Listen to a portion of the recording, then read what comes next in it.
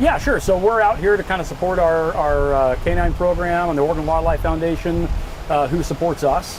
And so we're out here to interact with the public, talk with folks, and kind of tell them what we do and why we're doing it. So tell me about the program that you guys have. Sure. So our program started back in November of 2018 when we selected buck. And then from there we certified in May of 19. And then we continued that. We do human tracking, wildlife detection work, and then article searches with a focus on catching poachers. And then we brought on Trooper Shae Ross and Scout. And they do the same thing as well. Cool. So elaborate a little bit more about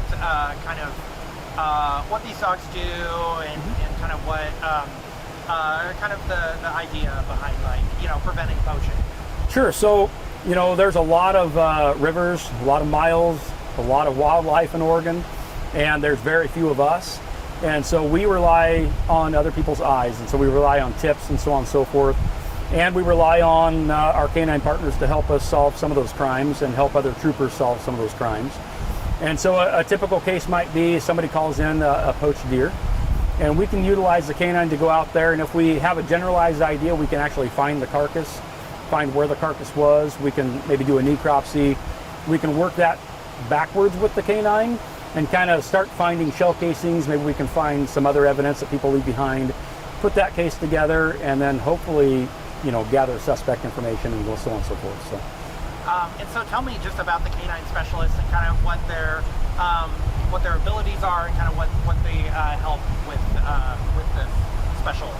Sure. So we do 3 distinct tasks. We do human tracking, and human tracking is kind of what it sounds like. We go out and we track humans. We track people. See here, buddy. And then also we do wildlife detection work. And so like a narcotics dog might alert to maybe drugs in a trunk, our dogs will alert to specific wildlife compartmentalized. So maybe that might be in a trunk, or could be in a boat or a cooler or something like that. People hiding them from us. And so that's the detection side. And then the article search is just like it sounds. We go out and we find articles related to human odor. So anything we touch leaves behind human odor, and the dogs are trained to locate that human odor. That also includes firearms and shell casings as well. And so a lot of our work stems from finding those articles and bringing all that evidence back. And tell me kind of how the reception has been from people coming here to the Bonneville Dam just to come by and say hi. Yeah, sure. So the reception's been great. A lot of people came by. A lot of kids interacted with both the dogs, got to pet them and interact, see what they do.